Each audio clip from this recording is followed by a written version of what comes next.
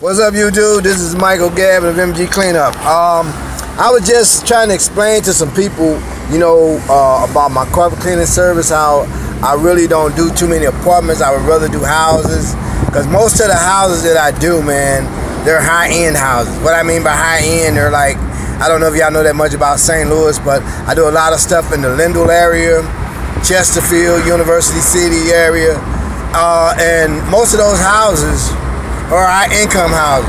What I mean by high income is that when you go see these people and you say, well, I'll charge you such and such amount for doing your carpet, they say money is not the option. Just get my house, my carpets clean, my wood floors clean, or whatever you're doing. But when you start dealing with apartments, I have one customer in apartments that money's no option, that treat me fine, and money's no option with them, and that's University Commerce. But most of the apartment buildings that I deal with, other than them, the first thing I ever hear when I go in there is they'll say, well, how much you do this for? And the minute you tell them how much you do this for, they want to say, oh no, I got another guy that's coming in here and say he'll do it for this amount and for that amount.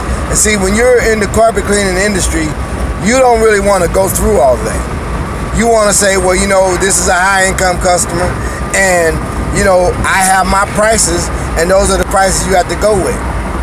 But unfortunately, in this business, you got so many people out here who are doing carpets for little or nothing.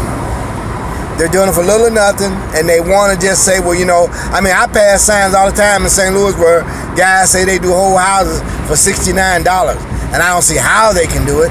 But I just say, oh, bless him if he can get it done like that. But most of my customers are high-income customers, man. They money's no object with them, and that's what I love about them. And if you're in this business, if you're in this business, you gotta have those type of customers, because the ones that don't want to spend any money, they're not good for you. Because they're gonna always want to bargain you down, no matter when you do something for them. And I have a friend of mine that's got a place called Truman Steamers, which I look up to Courtney a lot because he's a young man that's doing a lot out here. And you gotta also have your area that you'll work, because a lot of people will take and say, well, okay, I'm gonna go out in I want to say Chesterfield, and you're in the city, and you go to Chesterfield and you say, well, I'm gonna go do 3 carpets out in Chesterfield for $75. You're not losing. I don't know if you know the St. Louis area, but Chesterfield is like I want to say 20 miles outside of the city. I would say about 20 miles outside of the city, and you're not gonna make any money going way out there doing stuff, if you're doing it for $75. But what I'm gonna tell y'all right now, man, is that keep your prices right. Try your best to deal with customers that's gonna pay your price and not try to bargain you down. Because if you run up on customers that always keep calling you and saying, well, I can get somebody to do this for that price and this price, you don't want to deal with that customer.